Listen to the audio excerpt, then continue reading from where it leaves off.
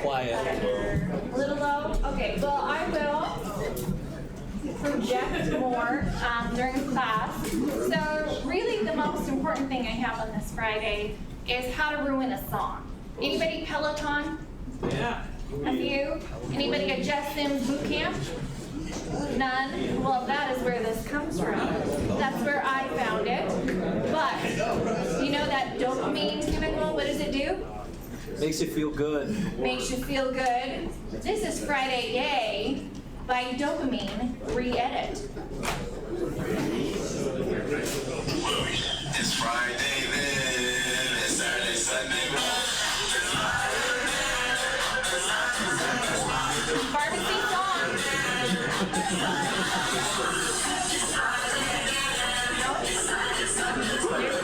Here we go. Yeah. I only get the one Friday, which is very disappointing. I know. Major Heart does not go on with the theme. I've challenged previous classes to do it, but she hasn't complained to me yet, so I don't think they are. If you feel like playing it for her, you can play it. I will take it. Okay, so Friday Yay, Dopamine Edition. Friday's one of my favorite days because it's the end of the week. It's one of your favorite Fridays because we don't have a test today. I started this morning off with that last ball throw of my life with the ACFT. That was also 40 minutes earlier than it actually started, which was a nice surprise at 4 o'clock this morning. But who's to complain? I was 5 minutes late. Turned out to be 25 minutes early. Such is life. So we are going to start off with our quiz. There are about 12-ish questions on our quiz. I will show it to you once I get it projected here. Tom, Okay, so here's our quiz, hypertension, diuretic. There are some additions, so I will post this this evening so that you have all of the questions. So we will get started.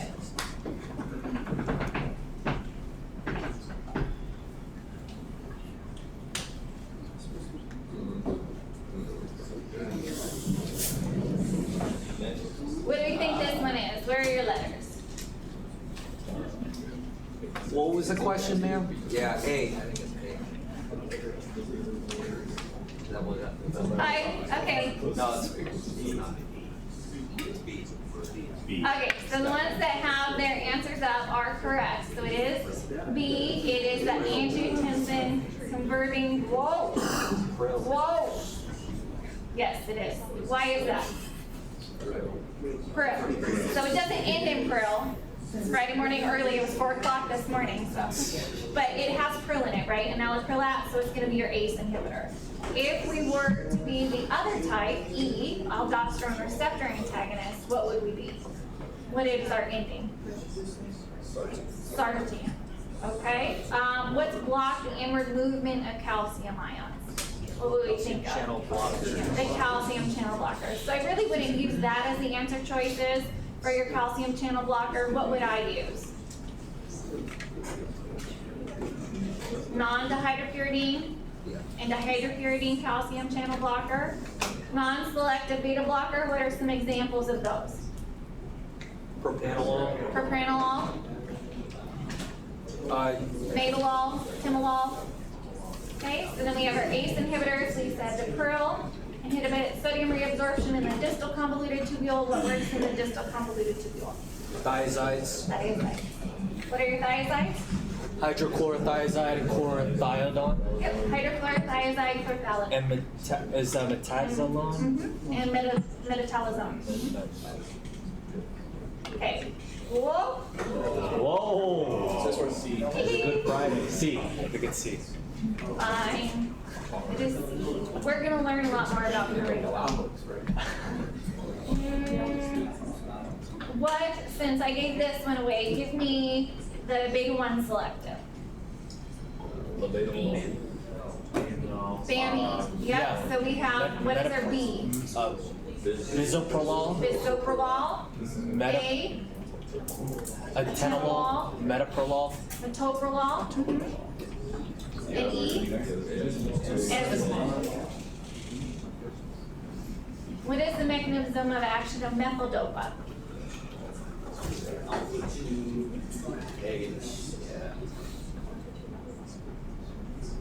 Okay, so we're all gonna agree with that. I see these up there, alpha-2 agonist. So it's important on this one to identify that agonist.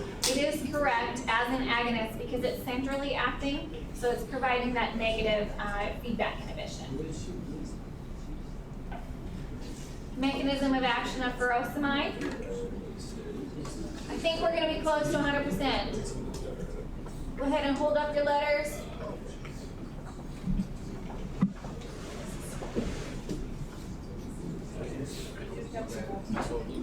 Okay, we're good on our letters there. So we have the ascending loop of Henle. What works in the descending loop of Henle? Or the osmotic diuretic. What is the osmotic diuretic? Mannitol. Mannitol. Yep, for decreasing the intracranial pressure. What medication is safest to use in a patient with a sulfonamide allergy? Oh, the weird one. The D Exception. Yeah, exception. And it all lines up today. E for exception, ethacrynic acid, E, perfect. Stars on. So if you have those group effects, which we have on the bottom of that diuretic study guide, it is easier to remember things in groups than it is individually. And so for your sulfa allergy, that would certainly be the case in that one. What medication highest risk of hypernatremia? Ooh, that's a good question. That's why I asked it.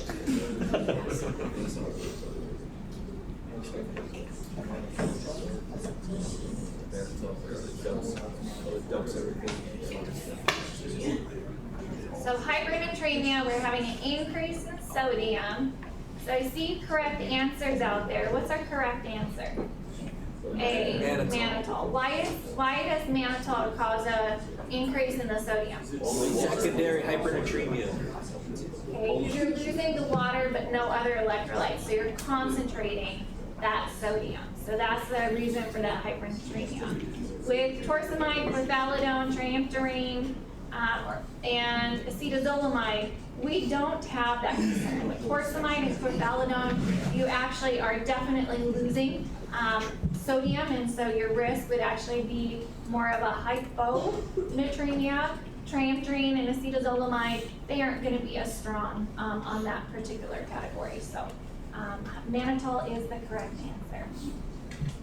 Which medication class has the highest risk of hyperuricemia?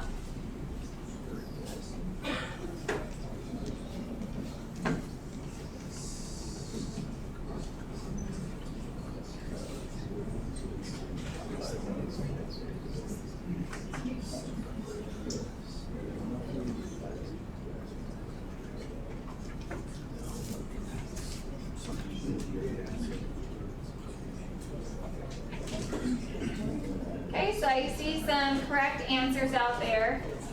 So what is the correct answer? Thiazide. Thiazide. What is the other class that would have a high risk of hyperuricemia? Loop diuretics, correct.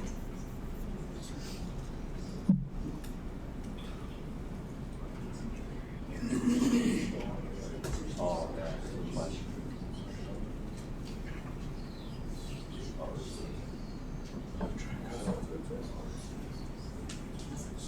Okay, so most of us have answer choice C. So in this patient, what were they likely taking? An ACE inhibitor. Is a cough something that we would expect with an ACE inhibitor? Yes. It's a high amount of patients will have adverse side effects of that dry cough, and so we can just switch to the R.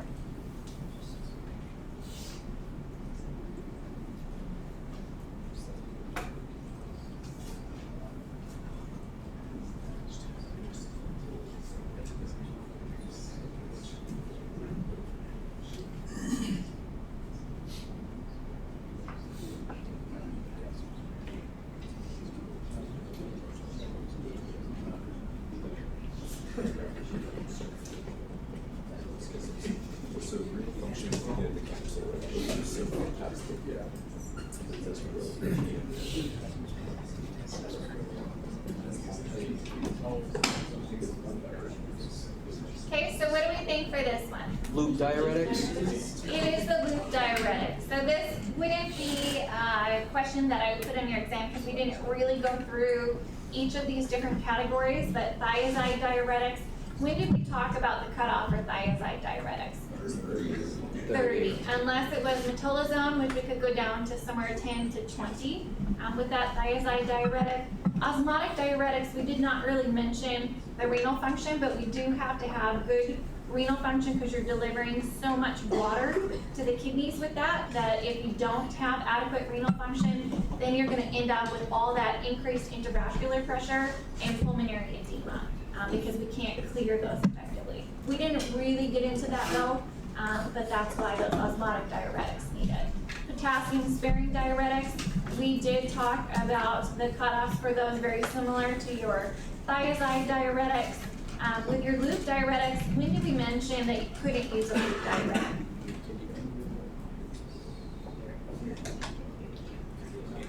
If you had a sulfa allergy. Correct, we can't use a loop diuretic with a sulfa allergy, but what kidney function do we have to have?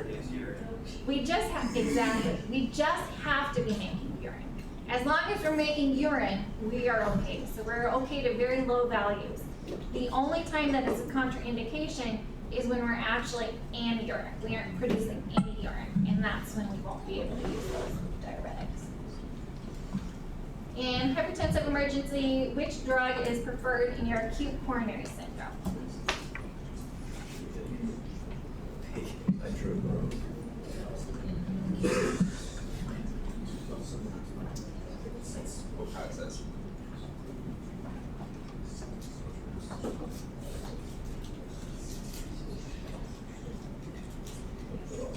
So which one of these are options for your hypertensive emergency?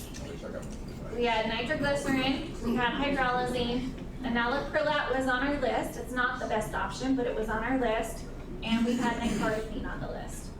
So out of those, E is not an appropriate option for hypertensive emergency. So amongst A through D, what do you think?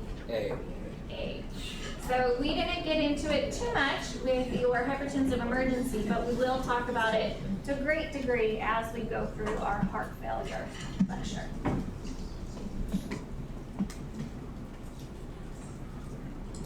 Oh, yeah. And the downward spiral. We did real well on this one. So this one is our B, spironolactone.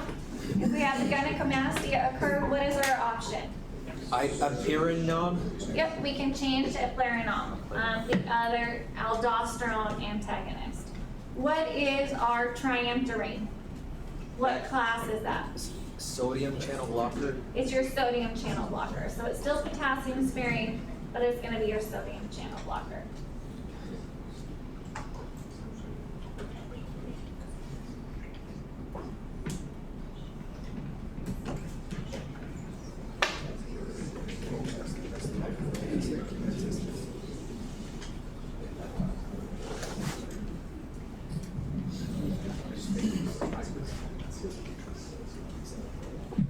Okay, so we're kind of split across the room, actually.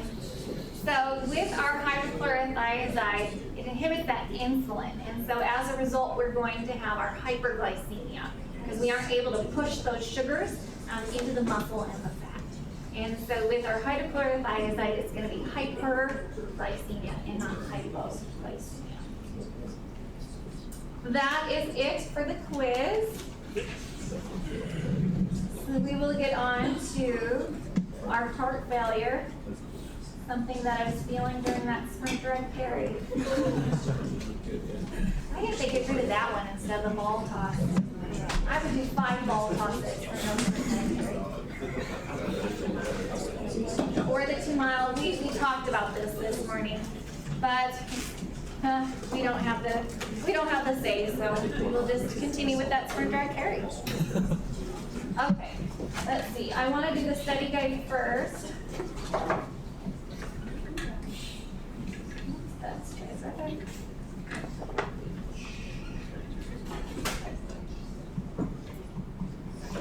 So heart failure is going to be one of our kind of compelling selling conditions when we think about if somebody has heart failure in addition to hypertension.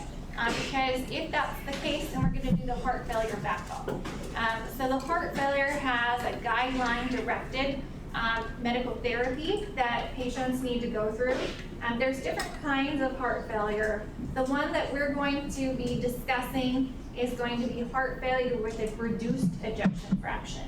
So if we have reduced ejection fraction, we have this backbone. So on this backbone, we see our A. So we're already familiar with the ACE and the ARB. That's going to be one drug in the backbone. We see B, which is our beta blocker. So we're familiar with that already as well. D is our diuretic. So that's going to be aldosterone antagonist. Familiar with that. And then we have the second D, which is going to be our dapagliflozin. That will be a new drug for us. So those 4 drugs, or drug classes, will be on for every single patient who has heart failure reduced ejection fraction. Doesn't matter whether they have symptoms or not. As long as they have heart failure reduced ejection fraction, we are going to look at adding all of these drugs on board. They don't all have to be added at one time, but our goal is to get all 4 of those drug classes on board for the patient at the target dose. So we will typically start with your A and B, and then we'll continue to work through the other medication. But we can start anywhere, depending on how a patient presents.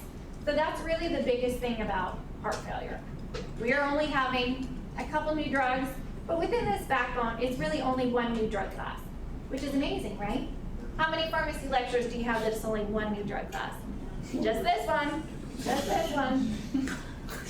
So we have our A, we have our B, we have our diuretic, and the diuretic is very important in that diuretic. Do you see any other diuretic? No, it's just the aldosterone antagonist. So that is diuretic aldosterone antagonist. When we get down below the dapagliflozin, you will see as needed or optional, we can add on the other diuretics. So we can add on that loop or that thiazide diuretic, but it's only for symptomatic relief. This doesn't have the cardiovascular benefits. It doesn't have morbidity, mortality benefits. And so if we need it for symptom relief, certainly we can add it on, but it's not going to decrease the risk for that patient. So it's not part of our backbone. It's only if we need it for those symptoms. Okay. So now that we have that piece, we will go to the lecture.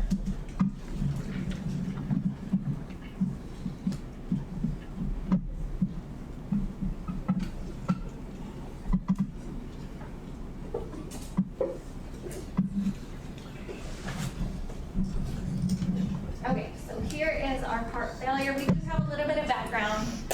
So just as with the other classes, until we get to the pharmacology portion, it is not going to be testable. So really the big thing that we're looking at when we talk about heart failure is going to be that preload and the afterload. So preload is oftentimes what we're trying to reduce, because preload is that condition of the heart at the end of diastole just before systole. So this is going to be what's causing that additional pressure on the heart. So if we can reduce that preload, then that's going to benefit how well the patient's heart can work. Afterload is going to be that resistance that it is working against. We have our blood pressure, we know it already, that is cardiac output, total peripheral resistance. So cardiac output, we will target some of those factors within our heart failure reduced ejection fraction because they do have benefits in reducing the morbidity and mortality. Some of our patients with heart failure are going to also have hypertension, and so if that's the case, we would do that backbone for heart failure first, and then if needed, then we could add on additional medications. Cardiac output, we will have the MAP, cardiac output with a systemic vascular resistance. So we will look at this when we look at our, what do I want to say? Your acute decompensated heart failure. So this will be a factor that we look at once somebody is hospitalized and struggling with that condition.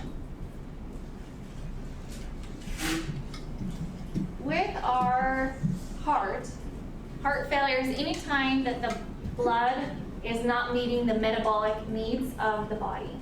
And so we have 3 different classifications of heart failure. We have heart failure preserved ejection fraction, so that ejection fraction is at least 50%. We have heart failure with mildly reduced ejection fraction, so this will be the 41 to 49%. And then we have the heart failure with reduced ejection fraction. So the heart failure reduced ejection fraction is what we're going to be talking about in the 3rd category there. With the preserved and the mildly reduced ejection fraction, there are different guidelines for both of those, but the biggest thing is to be optimizing all of their comorbid conditions so that we don't worsen the heart failure. Acute decompensated heart failure, this is a short term. This is oftentimes going to be when the heart is just really struggling to meet the demands. Oftentimes we're going to have a significant amount of either fluid overload, or we're going to have some cyanosis. Our blood isn't reaching those extremities, and so in that case we would hospitalize the patient and give them supportive care so that they can get back to their normal functioning. This is defining that ejection fraction. So looking at how much blood is pumped out of the heart. Our normal is going to be that normal. When we have that borderline, that's where we could start to see that mildly reduced ejection fraction, and then less than 40% is going to be our reduced ejection fraction. So you can see based on the pictures, when we have our normal, that's the everyday normal person. When we have that mildly reduced, we could have some symptoms, but then when we have that reduced ejection fraction, we really can be symptomatic from just going to the mailbox, walking across the house. We can have symptoms that are that severe. So we have this backbone in order to help alleviate some of those symptoms and help reduce the morbidity and mortality associated with our heart failure reduced ejection fraction. These are some of the causes. One of the biggest is certainly going to be our hypertension. We have obesity, diabetes, you have myocarditis. With our heart, because it continues to be trying to pump and meet that demand, it's just like any other muscle. So when we do all that weightlifting, the muscles grow, the heart is going to get thicker, and that is not going to be positive for the remodeling. So that would be negative remodeling of the heart. So when we think about the 2, we have our diastolic, which is our preserved ejection fraction. This is stiffness, and so it's not so much the pumping, it's just an inability to take all that blood back. With our heart failure reduced ejection fraction, we have those dilated cardiomyopathies. So now we have these really weak, worn out muscles that are no longer able to pump, or we have the hypertrophy, really thick walls, and so we don't have effective pumping of the blood. With this, we have that pressure overload, so that's why we look at that preload reduction. We also have volume overload, and so this is where those diuretics would come in. Unfortunately, with heart failure, it has a lot of mechanisms in order to try and maintain that blood and oxygen demand to the body. And unfortunately, they make the heart work harder, and they have negative remodeling effects on the heart. So we will thicken those walls, we'll stress the heart. So when we don't get enough blood and oxygen to the body, we are going to start to pump the heart harder. So that's going to be with the epinephrine and norepinephrine. So we'll have the tachycardia, we'll have the vasoconstriction, working harder to pump the heart. We also have that increased afterload to try to push all of that through. We are going to activate your angiotensin II, and we learned about that in our hypertension lecture. So we have vasoconstriction, we have more water retention, we have sodium retention, we have some sympathetic stimulation. So all of this, again, is going to cause remodeling on the heart, but not in a way that's beneficial to the patient. Aldosterone, we're going to have that sodium water retention. Again, we're going to have hypertrophy, remodeling in the heart. So the body's going to continue to try to stress itself, and then it's going to continue to have negative remodeling on the heart. The other factors that we'll see is our antidiuretic hormone. We will see our human B type natriuretic peptide. So the BNP in patients with heart failure, the BNP is released anytime that we have stress or stretch of the ventricles. And so patients with heart failure reduced ejection fraction may already have some elevation in their BNP. So if we had them come in for acute decompensated heart failure, that's something that we could look at, but understand that it may already be elevated just in the natural state of having the heart failure. We have endothelium, vasoconstrictor, and we have the tumor necrosis factor. We also have bradykinin, so that's that vasodilator that builds up with that ACE inhibitor. And so there are good effects of the bradykinin, but there are bad effects of the bradykinin as well. So some of these are going to be targets for us. We see the bradykinin is going to be a target for us.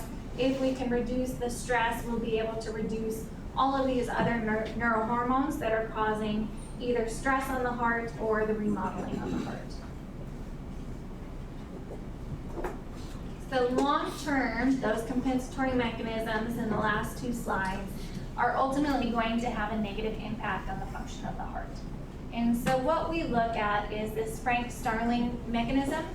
And so what it's showing us is a normal heart compared to our reduced or our depressed heart. And so we can look at factors in order to try to bring that back to normal. And so what the Frank-Starling mechanism says is that as the volume or that filling pressure, preload, gets larger, then that force of contraction gets bigger. So as we fill up that balloon, we can force it more powerfully through the body. But that's only going to be true for so long. So eventually that curve is going to flatten out. So when we look at this Frank-Starling curve, we look at the red, that's going to be the normal range. And so as we increase this preload, our stroke volume is going to increase. So we're going to increase all the way up, and then this would be kind of the maximum. So once we get to this amount of preload, we're no longer going to have an increase in that force of contraction. But our patients with heart failure reduced ejection fraction, they aren't normal. So they aren't up here, they're in this depressed function. So you can see that curve is much smaller. So as we increase, they aren't able to push out all of that fluid. So they're having additional stress factors, your ACE is being activated, your epinephrine, norepinephrine are being activated, all of those neurohormones that are going to cause that remodeling. So if we want to push this curve into that normal range, we can use a vasodilator. So that vasodilator is going to pull off fluid, so it's going to reduce that preload, and it will pull it back. So it's going to pull that curve closer to the A line. If we use an inotropic drug, we can increase that force of contraction and pull that line up. So when we're talking about acute decompensated heart failures, these are concepts that we're going to think about in order to either reduce the preload, so we're going to shift some of that fluid out to make the heart pump more effectively, or to actually force the heart to pump stronger, and we're going to pull this line up so that we can pump more effectively. So that's what the Frank-Starling curve is about. So ultimately, we want to prevent these compensatory mechanisms from occurring. So when we look at ACE and ARB, oftentimes we're going to refer to those as cardioprotective, and so that's because they're preventing that angiotensin II from having the remodeling effects on the heart. We will try to prevent this from occurring. So this is just all of that again together. It's a bad cycle because as long as we are getting enough oxygen and blood to the body, we're going to continue to push and work that heart, and that is going to have negative impacts. So that's with the preload. We're doing more fluid from our aldosterone. We're doing more fluid from that angiotensin II. We're gonna increase that afterload, that epinephrine, norepinephrine, so the heart's gonna have to work harder. We're activating that sympathetic nervous system to get the pumping on the heart. We're activating RAS to get the fluid in that volume, and all of that is gonna lead to that ventricular hypertrophy. So the assessment with the newest heart failure guidelines is a lot easier than previous guidelines. So I do like it much better. So there's 2 different assessments that we'll look at, but ultimately all patients are going to be treated the same. So with our preserved ejection fraction, we are really just going to be looking at ensuring that all comorbid diseases are treated. We don't want to allow any other remodeling that's occurring in the heart. So if they have hypertension, we're going to treat that hypertension. Hypercholesterolemia, we're going to treat that. We're going to treat all those comorbid conditions to prevent any future remodeling. With our reduced ejection fraction, this is where we have the guideline-directed therapy. So this is where our backbone is going to lie. Because if we have inadequate ejection from the heart, we are never going to meet the blood and oxygen demands that are required. We're going to activate all of those mechanisms in order to cause our heart to work harder, and that is ultimately going to end up with ventricular hypertrophy. So we need to put on the backbone for all heart failure reduced ejection fraction. For the symptoms of heart failure, congestion is going to be one classic symptom because we have so much, we have that blue line, so much is going to the heart, but it can't pump everything, and so we're having a backup at that system. So we could certainly end up with pulmonary congestion. One of the key signs that we would think about is shortness of breath, especially if it becomes shortness of breath with less exertion for the patient. That would be concerning. We have orthopnea, so that'll be a standard question that we ask heart failure reduced ejection fraction is how many pillows are they sleeping with? Because they'll do the pillows to elevate their head so that they can breathe easier. And then they also have experiences of the paroxysmal nocturnal dyspnea. And so this is going to be like they're suffocating. So the classic ones that we would certainly ask is the shortness of breath as well as the number of pillows. Other things that they may complain of are cough, fatigue, hemoptysis, nausea. So those are other pieces. We'll focus on that dyspnea and the orthopnea. The signs of heart failure, rales because we have fluid. So rales we could certainly see, the pulmonary edema we could see, and then the Ehlers-Danlos. So the other signs we can have is cool extremities, so that means the blood isn't reaching those extremities well enough. The pleural effusions, tachycardia, because you're trying to pump that heart harder. And then for your peripheral edema, that'll be on the next slide. So that would be one that I would probably key into more in a question because that pitting edema, we press into the skin and it doesn't rebound. That's going to be the pitting edema. That would certainly be something that we would see in a patient who has heart failure. The other sign that we could see is that systemic congestion. So that would be the jugular venous distension. So you can actually see that jugular vein pop out.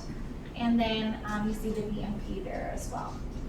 So big ones on this that I would key into are the rales as part of the exam, your cool extremities, peripheral edema, and systemic congestion with that jugular venous distension. So this is an example of that pitting edema and then the jugular venous distension. So if a patient were to have these, what is the problem for the patient? What do they have too much of? They have too much fluid. So what would we add on for this type of patient? A diuretic. So based on what we know of that study guide, the diuretic that we add on is what kind? Aldosterone. Loop. Okay. Loop Yep. diuretics? Yep. So aldosterone antagonist is going to be part of the backbone. Not wrong. not a wrong answer, but when we're this severe, this is that systemic or the symptomatic relief that we're talking about. So when we have that big of pitting edema, or we have this much of jugular venous distension, we have to get fluid off. Where does the aldosterone antagonist work? I know, it's Friday, but we're here. It works on the heart, it works on the kidneys, It does. Where does it work in the kidney? on the First collecting or ducts, last collecting ducts. Yep, collecting duct.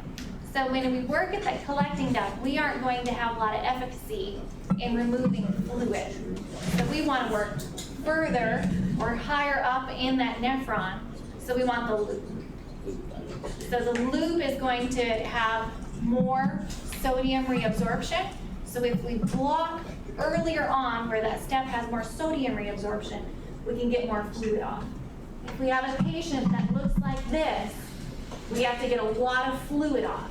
So if we were to choose between a loop and a thiazide diuretic, we're going to choose that loop diuretic. Play my Friday Yay song again. Okay, so this is where we have different stages. And so we used to treat based on these stages of heart failure. Now, for the most part, we're going to treat all of the patients the same. So we can have stage A, at risk for heart failure, stage B, pre-heart failure, or stage C, we have symptomatic heart failure. Once we have somebody who has heart failure, reduced ejection fraction, they're going to sit in that stage C. They may not be symptomatic forever, but that's where we're going to start, is at that stage C. Giving them drug therapy, we may be able to get them less symptoms, but we're never going to get them back at risk for heart failure. So that's typically where we'll sit, is we'll either sit in stage C, we have symptomatic heart failure that we're able to treat, or we have advanced heart failure. This would be those second and third line medications that we're adding. And so if we're to bring that down to the trajectory of heart failure, we're starting in that stage 3, so we can either pull it back to resolution of symptoms, or we will persist and we will continue to add on drugs, or we can have worsening heart failure. But once we are in these categories, that backbone is going to be the same for all. So all patients are going to have that backbone because they have been at stage C, and we can change the trajectory, but we aren't going to bring them back to not having heart failure. Okay, so we are going to start the test material. So before we start, let's go ahead and take a 15-minute break to get some sunshine and Friday rays. Friday rays.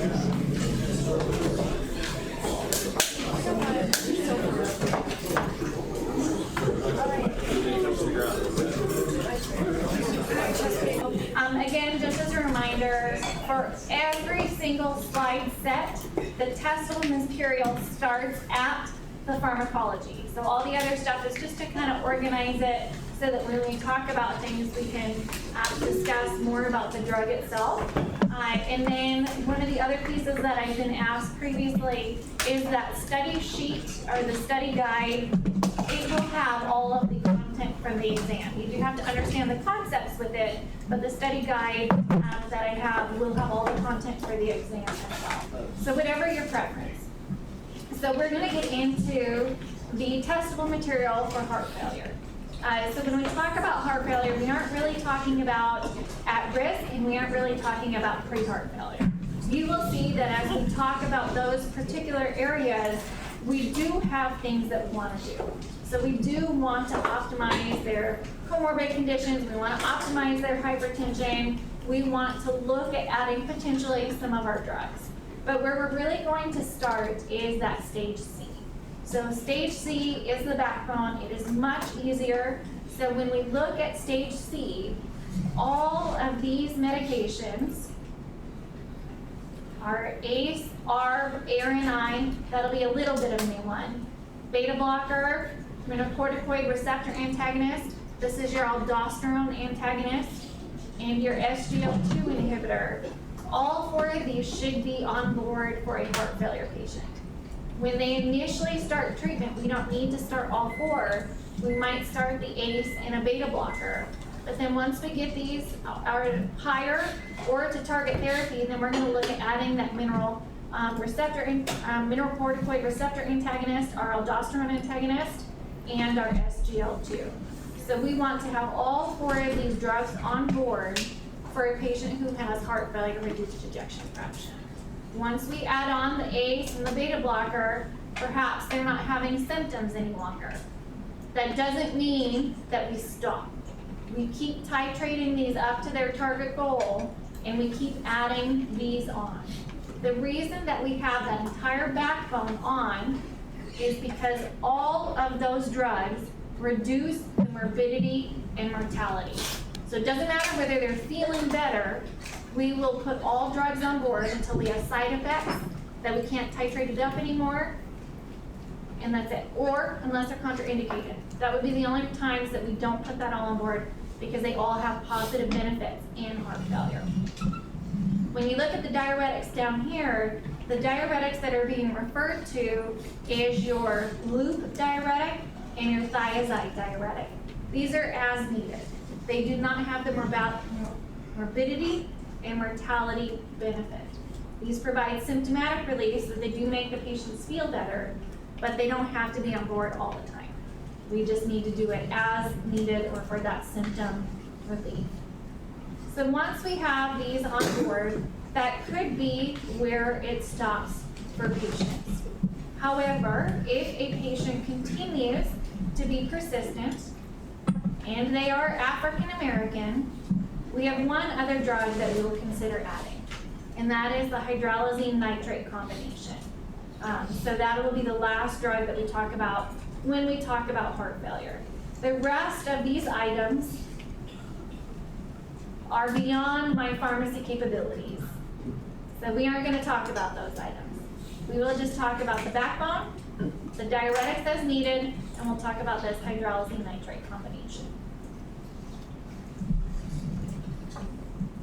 So how many drugs do we want on board for a patient who has heart failure? 4, exactly. So 5 would be with your symptomatic relief. So it doesn't have to be on board, it can be. So our A, B, and D times 3. So A is going to be that ACE inhibitor, the ARB, or that ARNI. B is going to be your beta blocker. And then we have 3 Ds. They're important Ds because your first D is really going to be that aldosterone antagonist, so your mineralocorticoid receptor antagonist. The second D, we have dapagliflozin or diabetes, however you want to remember that one. That will be that SGL2 inhibitor. So these are the 4 that are part of the backbone. So those first 2 Ds are the backbone. That third D, the diuretics, is going to be as needed. So it's not part of the backbone. So here is your A, B, D1, D2. Those must be on board. D3 is just as needed.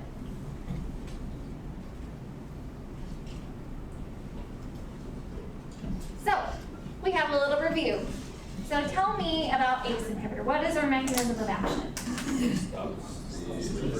Stop it. Yeah. Angiotensin converting enzyme, so it's going to block production of angiotensin 2. It's going to stop angiotensin 1 from converting to angiotensin 2. When I stop that production of angiotensin 2, what do I prevent? The production of aldosterone. I'm gonna limit some of the aldosterone, the RAS system, because we aren't going to be as active with that. What else am I gonna limit? Some sympathetic stimulation, some vasoconstriction. So that's what our angiotensin 2 does. When we block it, we have lots of benefits. We're also going to block some of that aldosterone production in the RAS, which is going to have benefit in the heart. So we're going to have protection of remodeling in the heart. We're going to decrease that vasoconstriction, so we're going to reduce both the afterload and the preload. Preload is something that we talked about reducing because of all of that fluid, but afterload is going to make that heart pump a little bit easier too. So all patients should have an A. It could be the ACE, it could be the ARB, or it can be ARNI, which is a different class of medication. So this one's going to increase that survival, reduces the mortality by 25% of those with symptomatic heart failure. So that's the big one, that's why it gets in the backbone. The other thing that we look at when we're talking about heart failure reduced ejection fraction is hospitalization. So we do like if it has a benefit in reducing the hospitalization. It's in the backbone because of its reduction in mortality. So we reduce that remodeling, improve exercise duration because we have a reduction in the preload and the afterload, so it makes it easier for the heart to pump. That also leads to decreased shortness of breath and fatigue. What is our side effect with ACE? Angioedema, And angioedema. Why do we have cough and angioedema? bradykinin prevention. Bradykinin. So if I were to switch to an ARB, what's the difference between an ACE and an ARB with a bradykinin? Less bradykinin. Less bradykinin, so we don't have that risk. So if I have the dry cough, I can switch right away to the ARB. If I have angioedema, I'm gonna wait 6 weeks before I switch to that ARB. So the adverse side effects that we will see from our ACE is that potassium hyperkalemia we will see with our serum creatinine and BUN. Because we have some effect on that renal blood flow, we are going to have a slight increase. So we will accept 20 to 30% increase. If I am more than 30%, then I will discontinue it. If I'm somewhere within that 20 to 30%, I will go ahead and continue because that's not thought to be harmful. We anticipate that that will be reversible. My reasons to not use ACE, what are they? Renal artery stenosis. And what's the other reason to not use an ACE? Pregnancy. So renal artery stenosis and pregnancy. We monitor at baseline, we'll monitor 2 to 4 weeks our potassium, serum creatinine, and BUN. So notice that potassium, serum creatinine, BUN, they come directly from those adverse side effects. So you don't necessarily need to remember them separately. You can remember them essentially the same. And then the renal trifecta, what was the renal trifecta? NSAIDs, ACE inhibitors, ARBs, and diuretics. Yep, so NSAIDs, your ACE or ARB, and your diuretic. And that's really if somebody has reduced renal function, we would be more concerned with that. Otherwise, our drug interactions are going to be those potassium-sparing diuretics. What is a potassium-sparing diuretic that's part of our backbone? Your aldosterone antagonist. Yep, so we notice drug interaction, potassium-sparing diuretic. In the backbone of heart failure reduced ejection fraction, I am going to use an ACE inhibitor or an ARB along with my aldosterone antagonist. So once we get to those treatment guidelines, we will have the thresholds that we are comfortable with. It's not going to go on for everybody. If somebody's potassium is too high, or if their renal function is too low, then we will not add on the aldosterone antagonist. But as long as they meet that, we accept that drug interaction and we'll just continue to monitor it. So ARBs, what's my mechanism of action for ARBs? Preventing angiotensin II from attaching onto the receptor site. Yep, so it's a receptor blocker. So ARB, ARB, angiotensin II receptor blocker. So we're gonna block the effect of angiotensin II.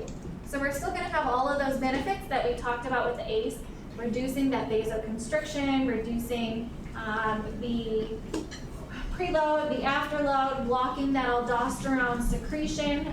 So we do have all of those positive benefits. We're going to prevent that negative remodeling of the heart. Our ARBs we can use right away if somebody has that cough. We will wait about 6 weeks if they have the angioedema, and then we can use that ARB. So with our ARBs, they have been shown superior to the ACE at our target doses, which we will talk about as we get more, but we can use them interchangeably. So these ones, biggest benefit is they don't have that bradykinin. Overall, clinically, they're going to do about the same types of effects because we're blocking the receptor for the angiotensin II. So with our adverse side effects, what do we still have with ARB? What are adverse side effects for ARB? hyperkalemia, So we have hyperkalemia. Our contraindication still is renal artery stenosis and pregnancy. And then we have a couple more that we think about for those adverse reactions. 20 to 30%. So BUN and serum creatinine increase. So those will be the same. The only difference between the adverse side effects of the ACE and the ARB is that cough and angioedema. Otherwise, the ACE and the ARB are the same. We have hyperkalemia, increased serum creatinine, and BUN. Contraindications, renal artery stenosis and pregnancy, drug interactions, the same. So there's very few differences between the two. So our ACE inhibitors, what do they end with? ACE, I know we're on ARB. ACE, Pril, and then Sartan, ARBs. Yep, so these ones are what we will see in heart failure. So we haven't really seen this before because when we talk about hypertension, we're looking at that blood pressure. When we are looking at heart failure, we have a target dose. So you will not have to memorize the target dose, but do know just putting a patient on one of those backbone medications is not enough. We need to try to titrate it up to this target dose because these are what the studies show to reduce the morbidity and mortality. Just if we start somebody on a low dose and we don't achieve this target, we don't know how much impact we are having on that morbidity or mortality. So we do want to titrate these up and look at that target dose when we actually have a patient with heart failure that we're working with. So you have target doses for both your ACE inhibitors and your ARBs. And then we have a new drug. So we kind of have two new drugs. This one's not so new though. So we have a angiotensin receptor inhibitor, sacubitril, and your neprilypsin inhibitor.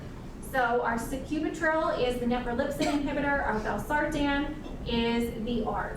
I think I said that backwards because I got a little excited about this drug. So we'll have two different mechanisms of action. So Entresto came out when I was in residency in Hawaii. And so the study for Entresto was really interesting because this one was actually stopped early. So they studied Entresto compared to the standard treatment. So they didn't just prove that it was non-inferior, they proved that it was superior to the standard treatment. And so this study was stopped early because there was so much benefit with the sacubitril and valsartan. Later on, maybe it wasn't as great now that we really evaluate everything in the study, but it certainly does have really great benefit for patients, so much so that it was added in for a first-line option in the guidelines. So sacubitril, valsartan, it is a combination, so it is all in that one pill. Valsartan is your ARB, so we're still going to have the same mechanism of action. We're still going to have all of those adverse reactions, and we're still going to have that same contraindications. Sacubitril, I don't know what that. Yeah, it's like mine in a hallway too. You know? It just happens. Okay, so it's our highlight and reminder for Happy Mother's Day. That's what we all have. So sacubitril, its mechanism of action is a neprilypsin inhibitor. So what it is going to do is it's going to increase some of your peptides that produce vasodilation and our sodium loss. And so we have a prodrug in this, and it's turned into sacubitril. And so this one, because of that vasodilation and more of the sodium loss, we have benefits in the cardiac tissue. So we are going to reduce that vascular hypertrophy and the remodeling. That is in combination with that valsartan. So any of these three agents are appropriate to fulfill the A. So our ARNI, our ACE, or our ARB. Contraindications, we don't really have any new contraindications with the addition of our neprilypsin inhibitor. We don't have any new contraindications with our adverse, or new adverse side effects with that neprilypsin, and we don't have any new drug interactions. So really, when we talk about that ARNI, we're really just adding sacubitril and the mechanism of action. Everything else about the drug really is going to refer back to that valsartan. So there's not that much new about it. So we have reached A. We'll move on to B. When we move on to B, the most important thing to know with B is that we will not accept all beta blockers. There are 3 beta blockers that we will accept. So the information about the beta blockers is exactly the same as when we talked about it in hypertension, but we will only allow 3 beta blockers to be used in heart failure. Those are the ones that have evidence of reducing the morbidity and mortality. So we have beta blockers that are going to be beta-1 selective, and we also have a beta blocker that's going to be a mixed category. So those will be the 2 that we see utilized in heart failure. So these are going to be part of that backbone, regardless of whether they're symptomatic or not. Even if asymptomatic, we are going to add on our beta blocker. Key about the beta blocker is that if we have somebody who is in acute decompensated heart failure, they're already struggling with their heart rate. That is not the time to add on the beta blocker. We want the patient to be essentially hemodynamically stable before we add on this beta blocker. So that's one caveat to the beta blocker. We want them to be hemodynamically stable. We don't want them to have signs of volume overload, because we gotta pull that off, otherwise we could make that heart work a lot harder, and we're depressing that heart rate so they can't compensate for that volume overload, so now we're just gonna go other places. And then those who have recent decompensation, if they aren't hemodynamically stable, we don't wanna suppress that heart rate, because they very well may need that heart rate in order to be able to maintain some blood flow. So in heart failure, we do have benefits for the remodeling. We also have benefits if they have any type of arrhythmia, because this is going to be that rate blocking, so it's going to do that rate effect. And then we do have decreased vasoconstriction, so that's with the carvedilol, because you have that mix or that alpha blocker. When we add this to your ACE, ARB, or ARNI, we have the decreased morbidity and mortality, so we will add this one on. It does produce symptom improvement.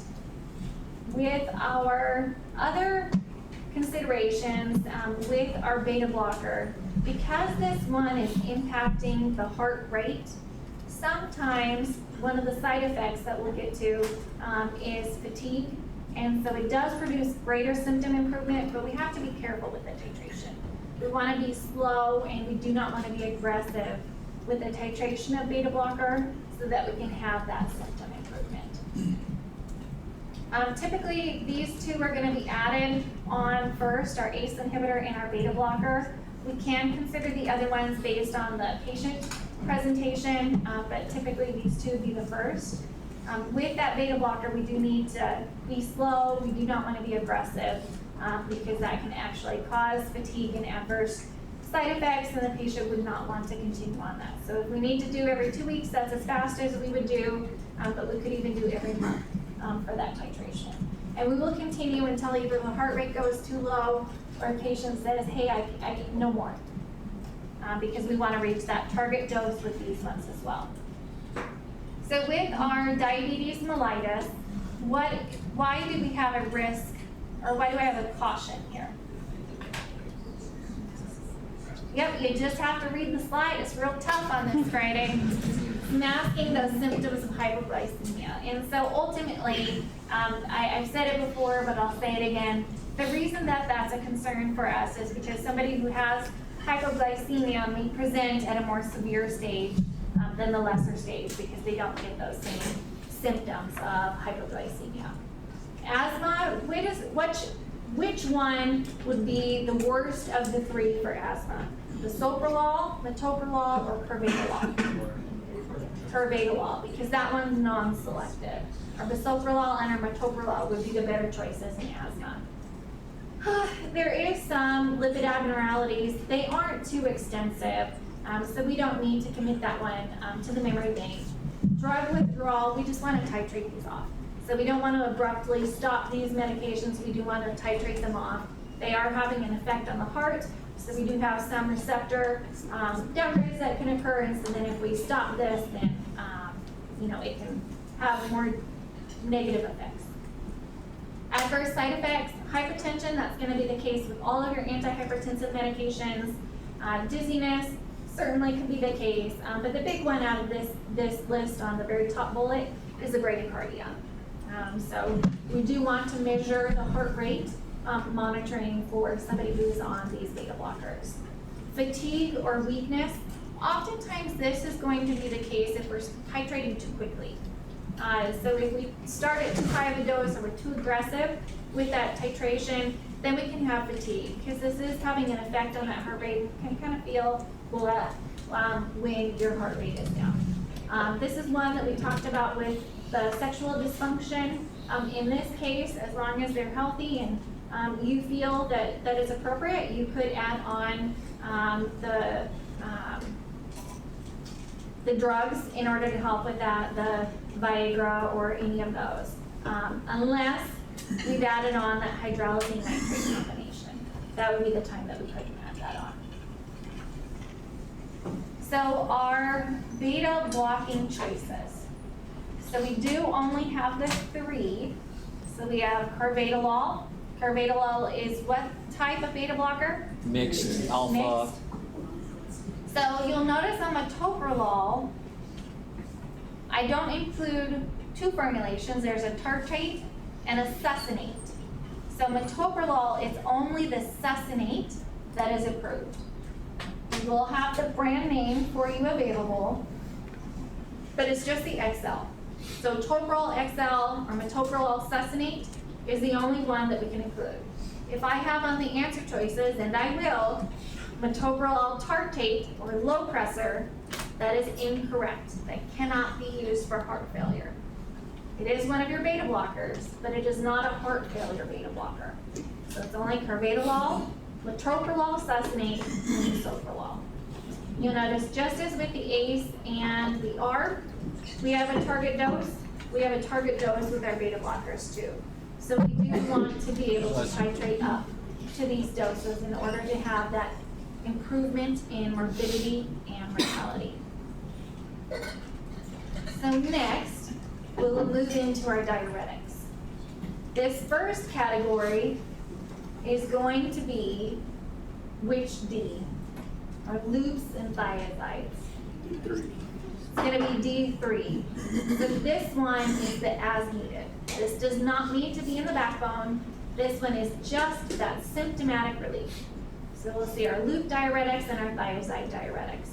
For our loop diuretics, what is the difference with ethacrynic acid compared to the other 3 loop diuretics? Sulfa allergy. So we can It's use good. ethacrynic acid in a patient who has a sulfa allergy. For our thiazide and thiazide-like diuretics, what is the difference in metolazone? One can be used with less oliguria. With So less this PMO. one can be used less, but it wouldn't be all the way down to oliguria. It would be 10 to 20, 10 to 20 for your renal function. So that one can be used lower. So the benefits that we have with our diuretics are really going to be symptomatic. So that's going to be the biggest benefits that we'll see. So pulling off large amounts of fluid with our loop diuretics, pulling off some fluid with our thiazide or thiazide-like diuretics. And so the short term, pulling off that fluid, we will have decreases in all those signs of congestion.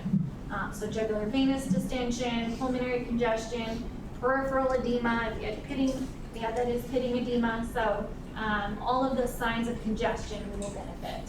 In the weeks to months benefit, we can have increased exercise tolerance because we don't have as much fluid on board. And so that can certainly be beneficial, but it is going to be in the symptomatic side of things.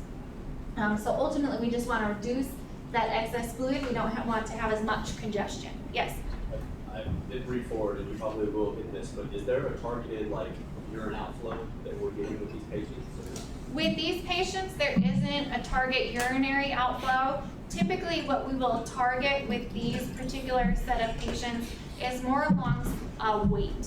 And so that would be our better indicator of congestion for these patients. Once they get in the hospital, certainly we're going to monitor the I's and O's to make sure we're getting fluid output. But just on the outpatient basis, if we look at how effective these are, it's going to be that weight. And are we restricting like their intake as well?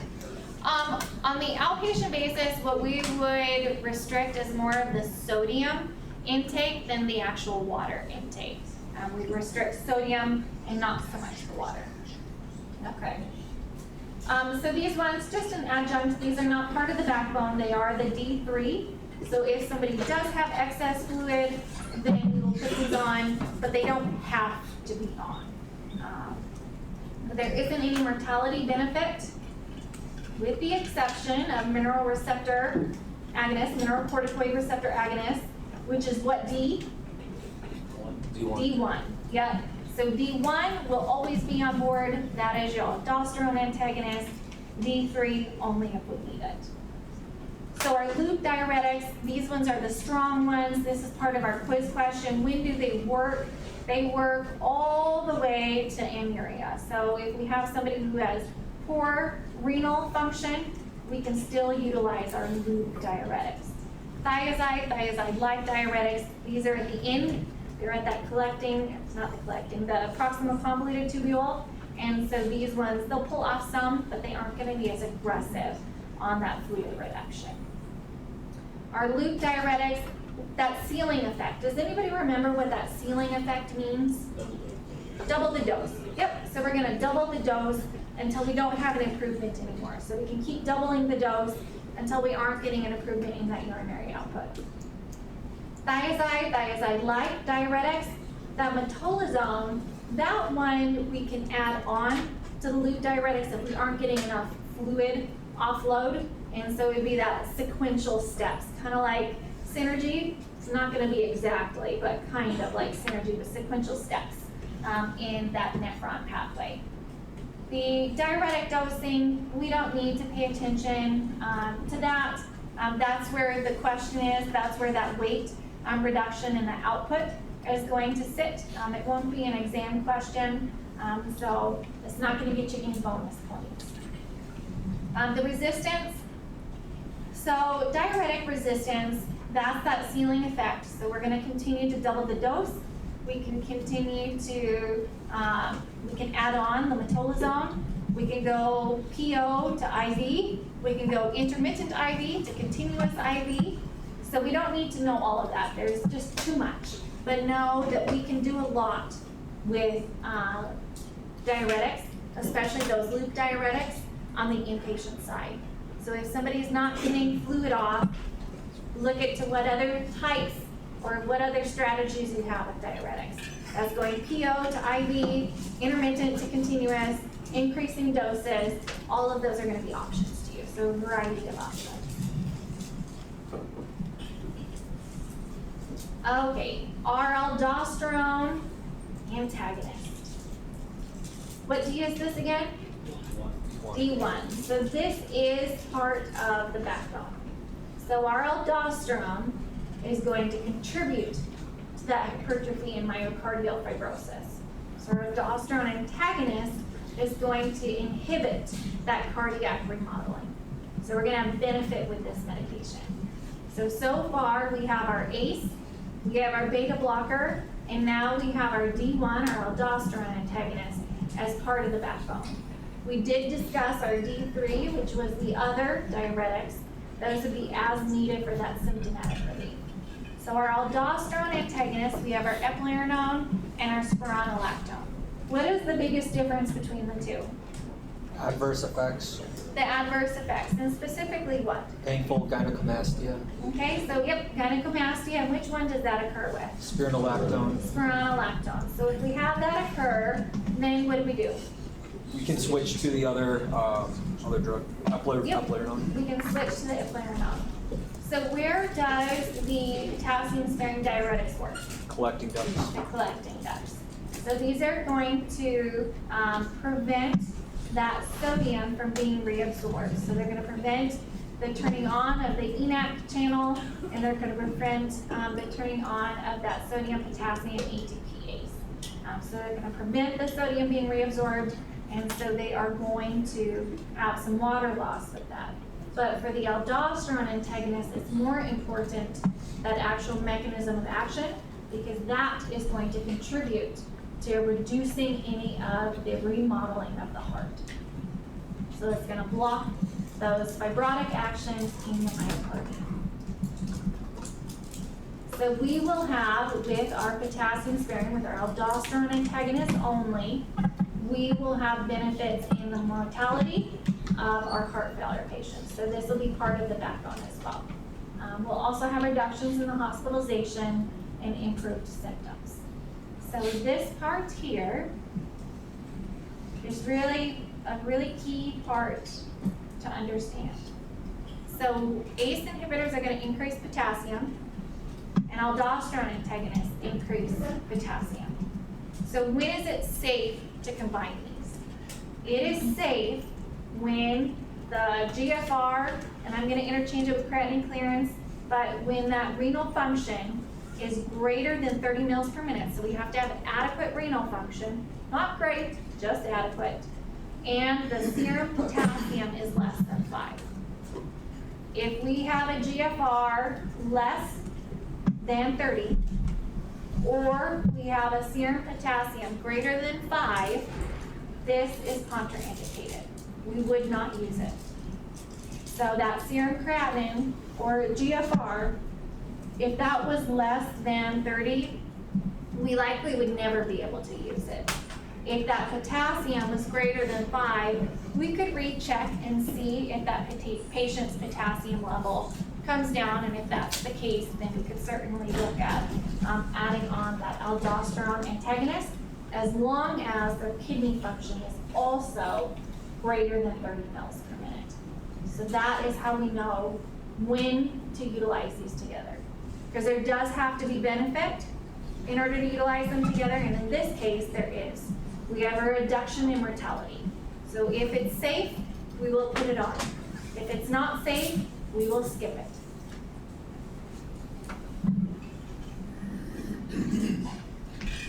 Adverse effects, we already talked about them, hyperkalemia and the gynecomastia. Contraindications is that peptic ulcer disease in pregnancy. What else is contraindicated in pregnancy? What other drug class is part of the backbone? ACE and ARBs. ACE and ARB are also contraindicated. So our monitoring, because we have that potassium, we do need to monitor the electrolytes. We do have the renal function concern with the ACE and the aldosterone antagonist, so we do need to monitor that as well. For pharmacokinetics, this is one that I said on the aldosterone antagonist slide that I'm not super big on unless it's overly important, and in this case, it's just generically important. So we will look those up when we are in practice. Drug interactions, anything that increases potassium. So we just discussed ACE and ARBs, how to safely use those together. And that would be the one out of this slide to highlight. Okay, so we have some questions.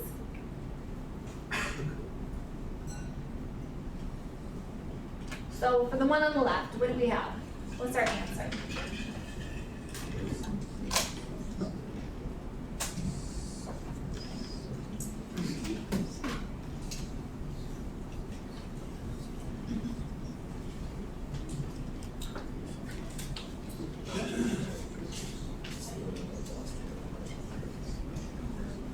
Okay, perfect.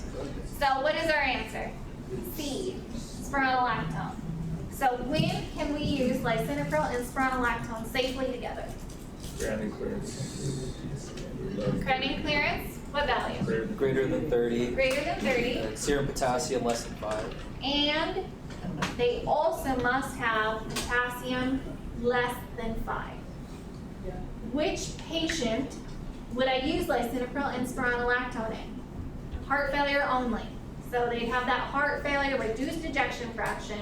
That would be where the benefit of the ACE plus the spironolactone comes in, as long as the renal function is greater than 30 and the potassium is also less than 5. Okay, the one on the right.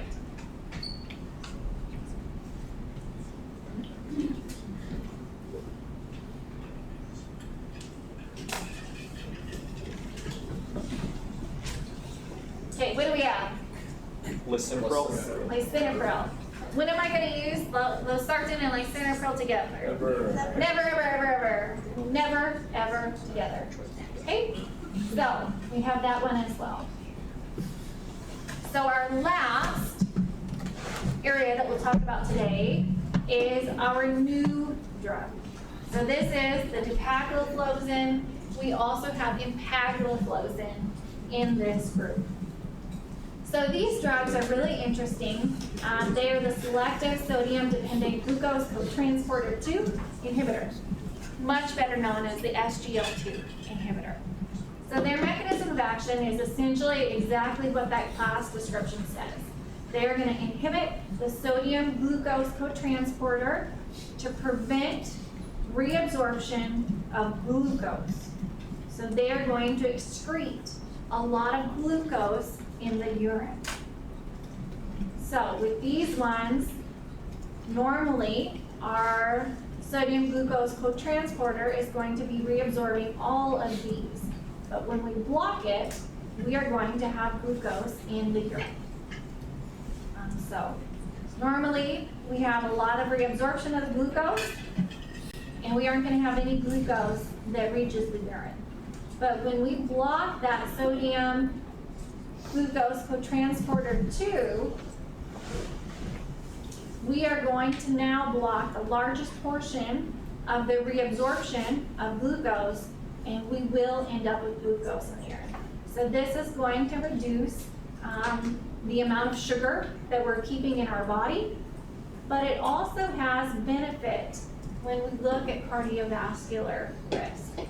So as we look at patients throughout multiple disease states, if it's a cardiovascular risk, these SGL2s are becoming more common as part of the guidelines. So much so that they're part of our heart failure guidelines, because they are going to reduce the cardiovascular risk.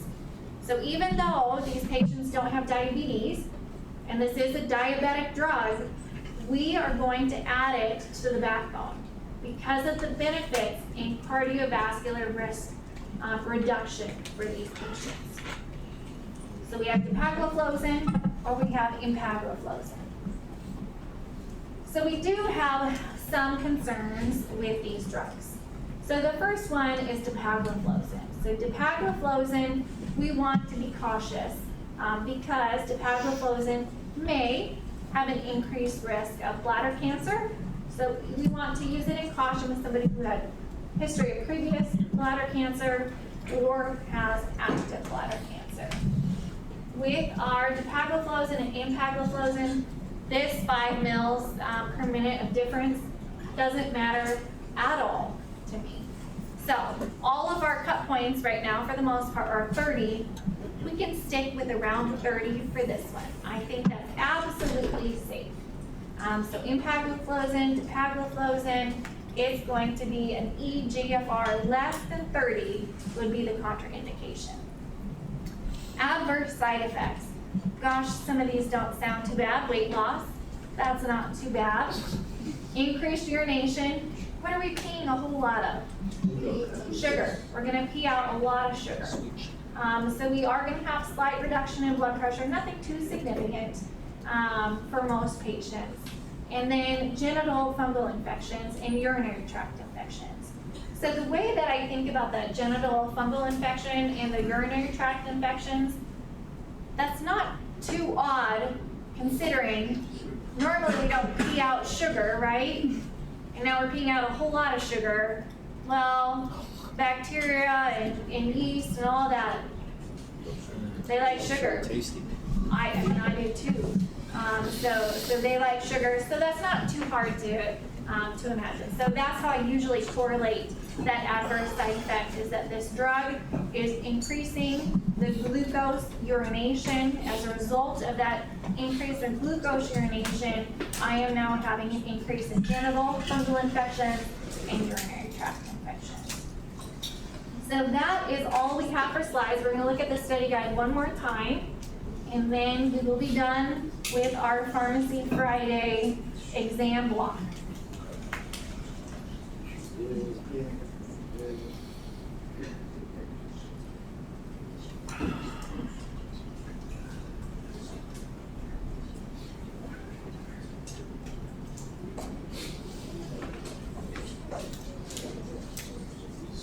So all of that two-ish, less than, but two-ish hours of information, we really only had one new drug, the dapagliflozin, and we also have empagliflozin in that category. So when we talk about this, we're really in that stage C. We do have heart failure reduced ejection fraction, and so we're gonna put on our backbone. So when we talked about our backbone, when is it appropriate to stop adding medication for the backbone? Side effects? Target. We reach the target dose. If we reach the target dose of all of them, we are good. What would be another reason we could stop adding something? Maybe contraindications? Contraindications would be a reason that we could stop.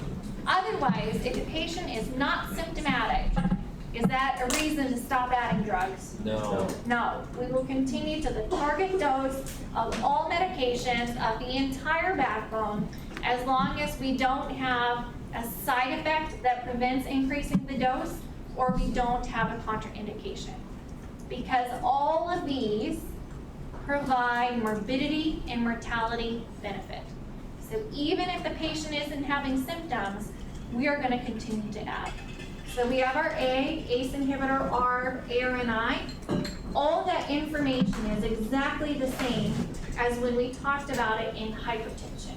We're now just adding it to a heart failure reduced ejection fraction patient. So the only new piece that we have is that neprilypsin inhibitor.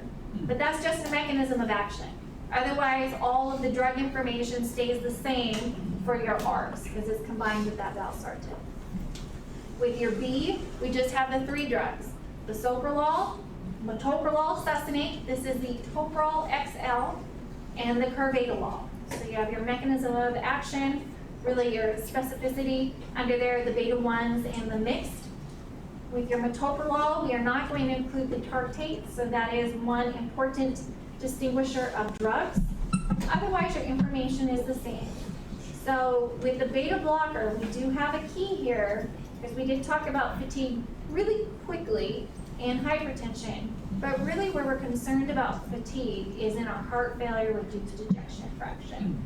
So because of that fatigue, we are going to start low and go slow. You do not want to be aggressive with the titration of the beta blocker.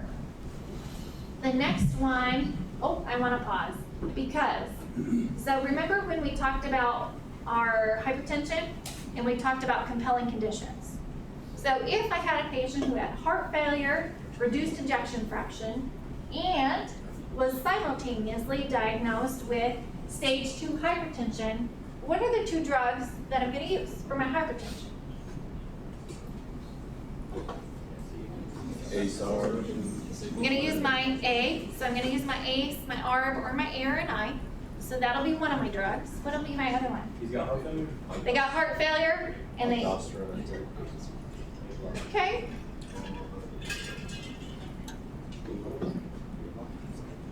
Beta What blocker. about our beta blocker? Beta blocker. So I'm going to use my beta blocker.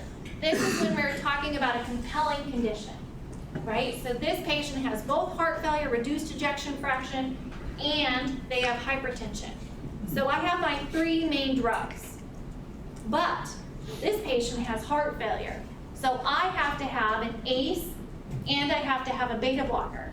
This is the case when I would use that beta blocker over the thiazide and the calcium channel blocker because they have a compelling condition.